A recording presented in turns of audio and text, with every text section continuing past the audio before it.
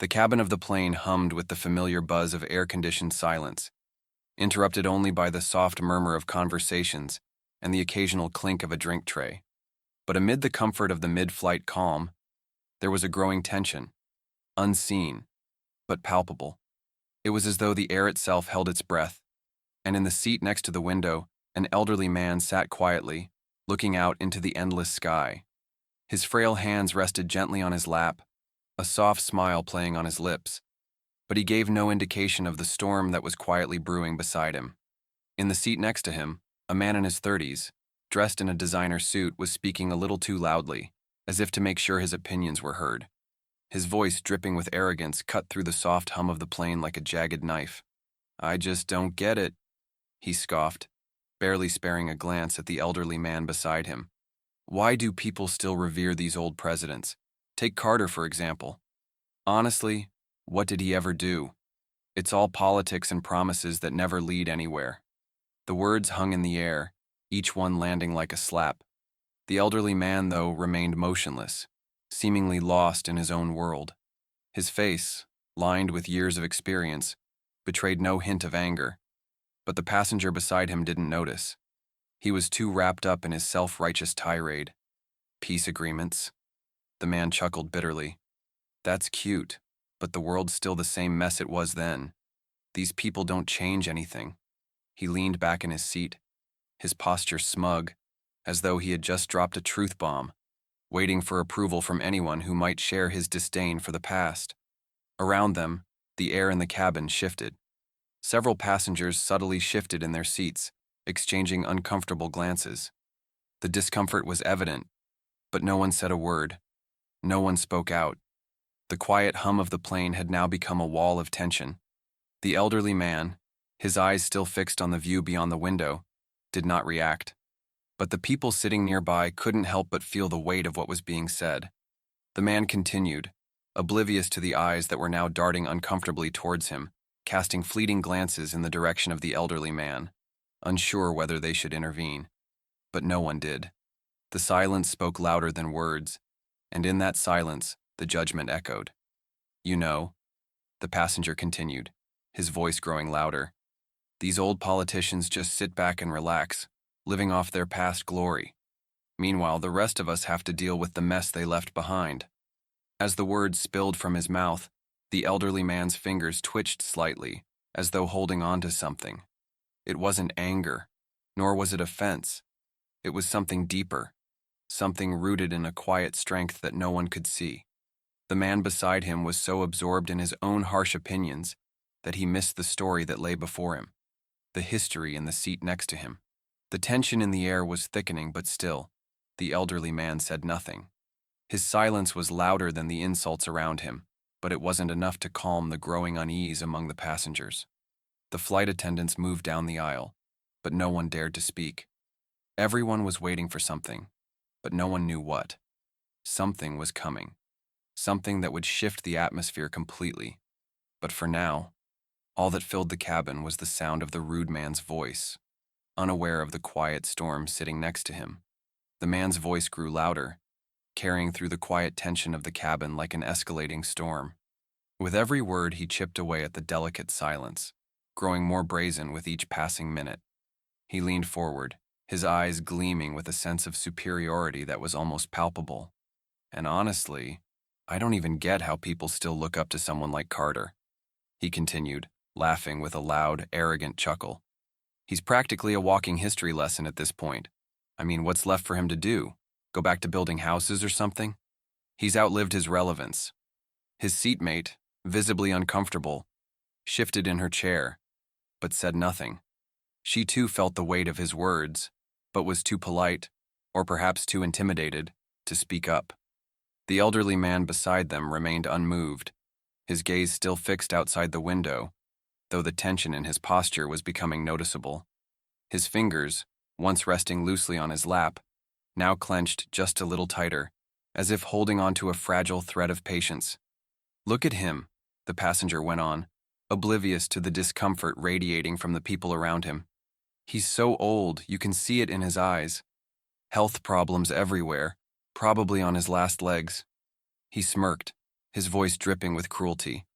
And don't even get me started on the whole humanitarian act. What good did all that do, really? He's not changing the world, he's just a relic of a past that doesn't matter anymore. His words felt like daggers, aimed directly at the elderly man. The cabin, once a quiet refuge, now felt like a battlefield, the insults a clear attack, and yet no one intervened. Some passengers exchanged glances, their discomfort growing, but the man's voice kept cutting through the tension, unrelenting. It was as though he didn't notice the air thickening around him, or maybe he didn't care. And then, a subtle shift occurred. For the first time since the man had started his rant, the elderly man moved. It wasn't a big movement, but to those paying attention, it was enough. His hand, once resting still on his lap, shifted just slightly, his fingers uncurling, and his shoulders straightened. His body seemed to breathe in a quiet steadiness that contrasted sharply with the storm of words around him. His head, which had been turned slightly towards the window, now tilted just enough for his eyes to fall onto the passenger who had been so quick to mock him. There was no anger in his gaze, no offense. There was simply a quiet, deliberate calm, like the stillness before a heavy rainfall. It was as if he knew that the storm of insults was not only unnecessary, but that it would soon be blown away by something much stronger than the passenger's shallow arrogance. The passenger, however, still didn't recognize him. He was too absorbed in his own self-importance, too certain that his opinions were indisputable, to notice the subtle yet deliberate change in the elderly man's demeanor. As the words continued to spill from the passenger's mouth, it was clear he had crossed a line that was not marked by age or status, but by basic decency. But this was a line he wouldn't even realize he'd crossed until it was far too late.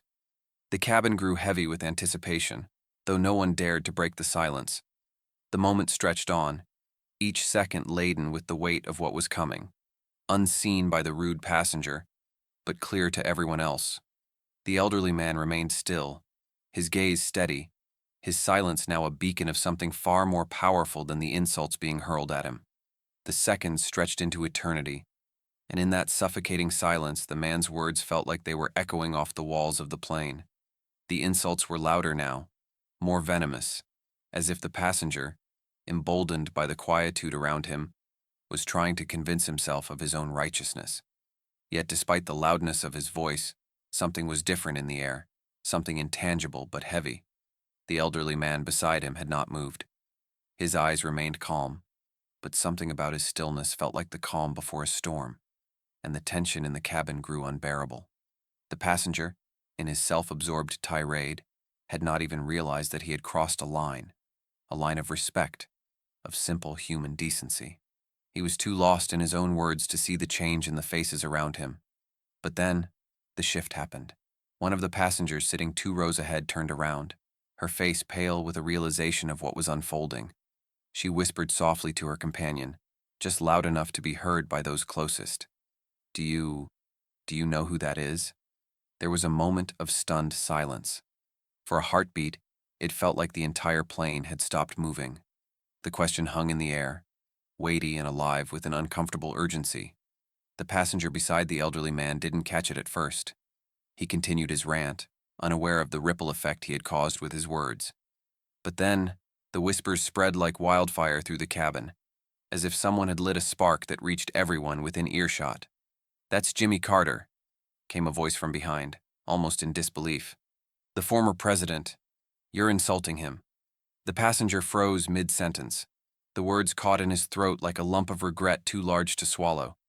His body stiffened, and for the first time, he truly saw the elderly man beside him, not as a frail, irrelevant figure, but as someone who was, in fact, one of the most respected figures in modern history.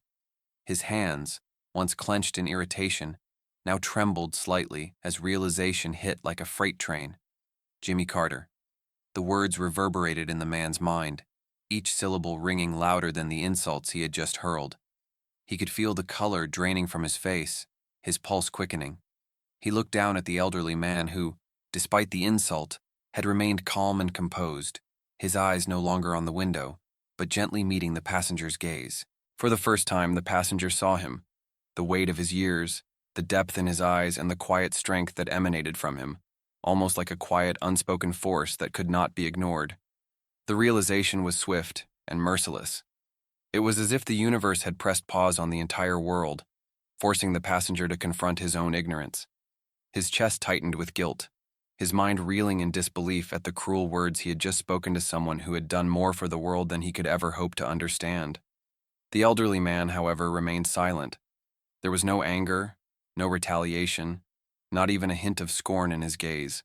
He simply looked at the passenger, his eyes warm and understanding, as if he had already anticipated this moment. He had been silent for so long that his words, when they came, would carry the weight of years, years of service, of humility, of grace, under fire. And yet, there was no need for those words just yet. The passenger's heart raced as he realized the enormity of what he had done. He had crossed a line, but in doing so, he had also stepped into a moment of transformation. The truth, harsh and undeniable, was now sinking in. It was too late to take back his words, but it wasn't too late to learn from them. The cabin, which had once been thick with tension, now felt suffocating in a different way. There was a silence that was no longer uncomfortable, but heavy with the weight of an unspoken truth. A truth that would linger in the passenger's mind for the rest of the flight, and perhaps for the rest of his life. The realization of his mistake hit the passenger like a tidal wave, overwhelming his thoughts with regret. He sat there, frozen in his seat, as if the weight of his own words had physically pressed him down. His hands, which had once been so confident and carefree, now trembled slightly, clenching and unclenching in an effort to suppress the overwhelming sense of guilt. The cabin was eerily still, as if everyone around him, too, was waiting for something, waiting for him to do something. The elderly man beside him had not spoken a word since the moment of recognition, his calm gaze unwavering. The passenger's breath caught in his throat. What could he possibly say now? His insincere laughter and cutting remarks now seemed so small, so incredibly insignificant in the face of the man beside him. How could he have been so blind? The space between them felt suffocating, each second dragging on as the passenger struggled with the depth of his shame. His face flushed with the intensity of his regret. In those few moments, the arrogance that had once flowed so freely from his lips now felt like a distant memory, replaced by a profound humility he hadn't even known he was capable of. The weight of the silence was unbearable. The passenger finally turned to the elderly man, his voice weak, breaking under the pressure of his own guilt. I'm so sorry, he stammered, his words feeling hollow and insufficient. I didn't mean. The elderly man's gaze softened. With a slight smile, he simply nodded, as though his acceptance of the apology had already been made. There was no anger in his eyes, no disappointment, only a quiet understanding, as if he had seen this kind of regret countless times before. The passenger's chest tightened with the knowledge that no apology would be enough. He had crossed a line, but in doing so, he had learned a lesson far more profound than he could have ever imagined. The air felt heavy, but the elderly man, as though sensing the weight of the moment, leaned forward just slightly, breaking the silence with a soft, gentle voice that carried an unspoken warmth. "It's all right," he said, his words measured, kind, and without the bitterness one might expect. "I've heard worse." His voice was not stern, nor reproachful, but calm in a way that spoke volumes. It was as though his very presence demanded respect, not through force, but through the quiet authority that only years of experience and service could impart. The passenger, still stunned by the shift in his own thoughts, sat motionless, his mind racing. How could this man, this giant of history, a Nobel Peace Prize laureate, be so gracious? Jimmy Carter's eyes met his, not with judgment, but with understanding. The passenger could not escape the quiet strength in those eyes. They seemed to reflect decades of wisdom, struggle, and resilience, moments when others had failed him, when his intentions had been misinterpreted.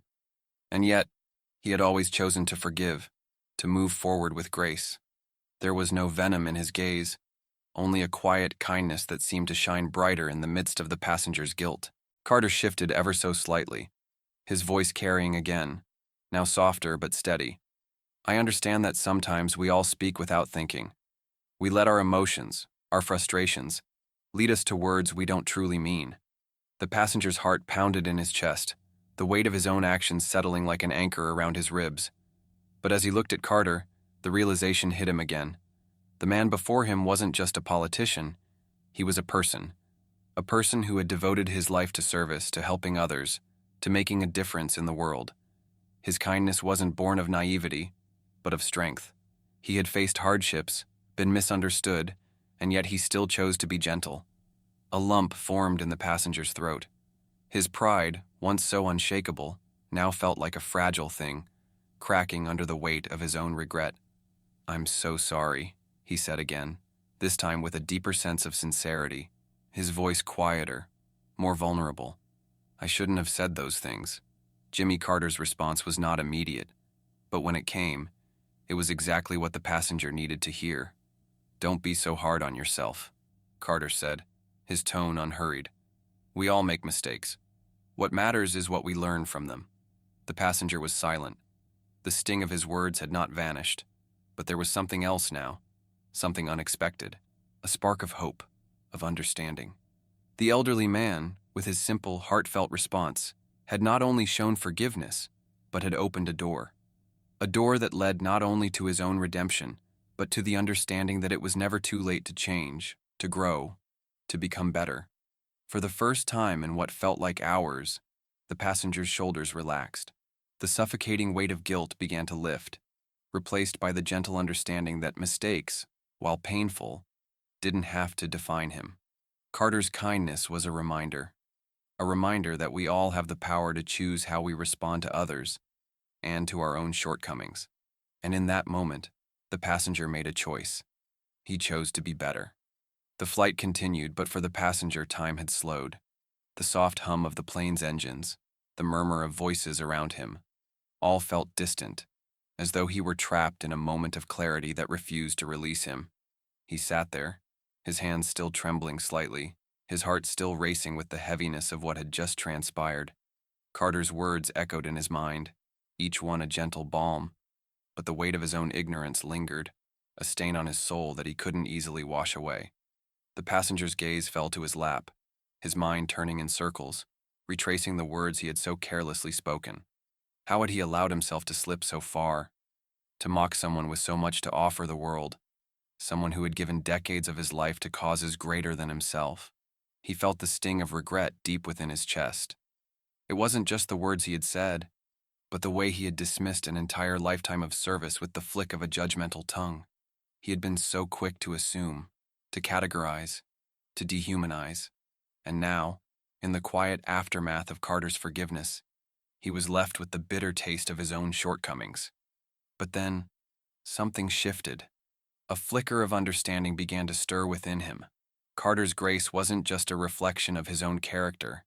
It was a lesson that kindness, humility, and forgiveness weren't just reserved for the exceptional. They were available to everyone, especially in moments of weakness. The passenger's breath caught as the realization settled in. It wasn't too late for him to change. With a heavy heart, he finally understood the depth of Carter's words. His mistake hadn't defined him, but it had opened a door to growth. The passenger closed his eyes, taking a deep breath, determined to walk through that door.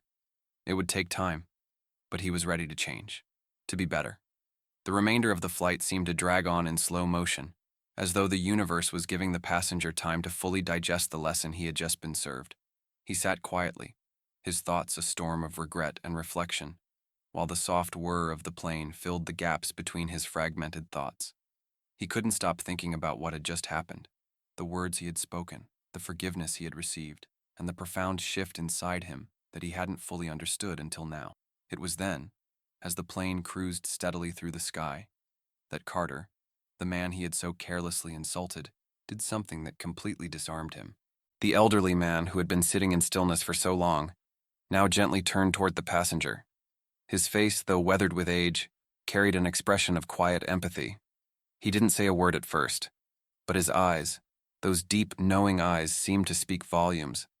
It was as though he could sense the inner turmoil the passenger was experiencing, the lingering regret that still weighed so heavily on his chest. Without hesitation, Carter placed a hand lightly on the passenger's shoulder, an unspoken gesture that spoke louder than any apology could have. The warmth of his touch was unexpected, a stark contrast to the passenger's own cold, uneasy feelings. The passenger looked up, startled by the unexpected kindness, his heart skipping a beat. Carter's smile was small, but it held a depth of understanding that made the passenger feel as though the weight of his mistake had already been lifted. There was no judgment in his eyes, no harsh reprimand. Instead, there was a calm, quiet assurance, a reassurance that mistakes, though painful, could be forgiven. "Don't let this moment define you," Carter said softly, his voice barely above a whisper but carrying the weight of 1,000 lessons learned. "We all stumble. What matters is how we rise after we fall." The passenger's throat tightened, and for a moment, he couldn't speak. The apology he had been searching for felt unnecessary now, because Carter had already given him something more important than words. He had given him a path forward, a path that didn't require him to be perfect, just better. The flight continued, but the atmosphere had shifted completely. The passenger, once consumed by guilt and shame, now felt something else stirring inside him, a new sense of possibility. The moment, simple as it was, had opened his heart in ways he didn't know were possible. In that quiet exchange, he felt the world shift. The realization was simple. Kindness, true kindness, wasn't just an act. It was a way of being. And the passenger had just been shown the power of choosing to be better, of choosing to be kind. As the plane began its descent toward the city below, the passenger sat back, his heart lighter than it had been in hours. Carter's words lingered in his mind, a gentle reminder that even in our darkest moments, there is always a way to rise. And in that moment, he knew that he was no longer the person who had made those thoughtless remarks. He was someone new, a person with the chance to be better, to live better, and to treat others with the same compassion he had been shown.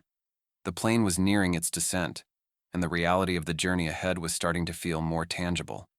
The rhythmic hum of the engines, the soft announcements from the flight attendants, and the occasional stir of passengers shifting in their seats all seemed so distant to the passenger now. His thoughts, once chaotic and lost in self-loathing, had begun to settle, like a storm passing through the night sky, leaving only calm and clarity in its wake. Carter, too, seemed lost in his own quiet reflection, staring out the window with the same peaceful demeanor that had marked his every movement throughout the flight. The elderly man had been a steady presence, an embodiment of patience, and despite everything that had happened, he remained untouched by the turbulence that had raged within the passenger's heart. But the passenger, his heart now quieter, could no longer ignore the need that burned within him. The words he had spoken to Carter earlier, the cruel words that had spilled from his mouth without a second thought, still haunted him. They lingered in the air like an unshakable shadow, and though Carter had shown him kindness, had forgiven him without question, the passenger knew that he needed to do more. He had to take responsibility, to show that his regret wasn't just a passing moment. It was real, and it was heartfelt. With a deep breath, he turned to Carter, his voice trembling slightly with the weight of the words he knew he had to say. "Mr. Carter," he began, his tone far more vulnerable than it had been before. I need to apologize. I need you to know how sorry I am for what I said. It was wrong, and I don't know if I can ever truly make up for it, but I want you to know that I regret it with every part of me." Carter turned to face him, and for a moment, the entire world seemed to fall away. The noise of the plane, the movement of the other passengers, everything disappeared, leaving only the two of them, one man filled with regret, and the other, the embodiment of grace, listening quietly. There was no judgment in Carter's eyes, no flicker of anger or disappointment. Instead, there was something else, a quiet acknowledgement, a recognition of the courage it took to say the words that the passenger had just uttered. "You don't have to apologize to me," Carter said softly, his voice filled with a wisdom that was both comforting and humbling. "It's not about me, son. It's about you, about how you choose to move forward from this moment." The passenger felt his chest tighten with emotion, the raw truth of Carter's words sinking deep into his soul. It wasn't just the apology that mattered, it was the change that followed it. It was the willingness to own up to mistakes, to acknowledge them, and to vow to do better. The words Carter had spoken earlier, during that brief moment of quiet reflection, now felt like the final piece of the puzzle that the passenger had been trying to put together. "We all stumble," Carter had said. "What matters is how we rise after we fall." It had been a simple statement, but it had carried the weight of 1,000 lessons learned over a lifetime. And now the passenger was beginning to understand what it truly meant. It was about resilience, about grace, and about the quiet strength that came from accepting your flaws and choosing to be better, even when it felt impossible. Tears welled up in the passenger's eyes, and he quickly wiped them away, not wanting to feel any more vulnerable than he already did. But there was no shame in his tears, not anymore. He had been given a second chance, a chance to redeem himself, and he wasn't going to waste it. Carter had shown him that even the most painful moments could lead to growth, if only one was willing to learn. The elderly man's smile was small, but genuine, his eyes kind. "I see a good man in you," he said, "and I believe you're going to be just fine." And in that moment, for the first time since the flight had begun, the passenger believed it too. He had been given the opportunity to change, to rise, and to become someone better than the person he had been just hours before. It was a gift, a lesson in kindness, in humility, and in the power of second chances. As the plane began its descent, the passenger sat back in his seat, his heart light and his mind clear. He knew he had a long way to go, but for the first time, he was ready to walk the path. And with Carter's gentle guidance, he knew he wouldn't have to walk it alone. As the plane's wheels touched down, the quiet hum of the engines slowly faded into the sounds of the bustling airport. But for the passenger, the world had shifted in a way that was far more profound than the plane's descent. The weight of his past actions, of his thoughtless words, no longer clung to him in the same suffocating way. He could breathe again. He could think clearly again. And for the first time, he truly felt the possibility of change. Carter had given him more than just forgiveness. He had given him something far more valuable, a renewed sense of self-awareness, a glimpse into the man he could become. The weight of his regret had not vanished, but it no longer felt like a burden he carried alone. It had become a stepping stone, a catalyst for growth. As the passengers began to file out, the elderly man turned to the passenger once more, offering a smile that spoke volumes, a smile that conveyed not just forgiveness, but a quiet belief in his potential. "You're on the right path now," Carter said softly, his words simple but profound. "Remember, change doesn't happen overnight, but every step forward counts." The passenger nodded, his throat tight with emotion. He had learned something invaluable on this flight, something that would stay with him forever. It wasn't the mistakes that defined a person, but the choices they made after those mistakes. And today, he had chosen to be better. As he stepped off the plane, the world outside felt different, more vibrant, more full of possibility. The journey wasn't over, but now he knew where he was headed, and he was determined to walk that path with kindness, humility, and a deep understanding of the power of second chances. If you've ever felt the weight of your own mistakes or regretted something you've said, remember this: it's never too late to change. Every step forward is a step toward a better you. Share your story with us in the comments. How did you rise after your fall? Let's learn and grow together.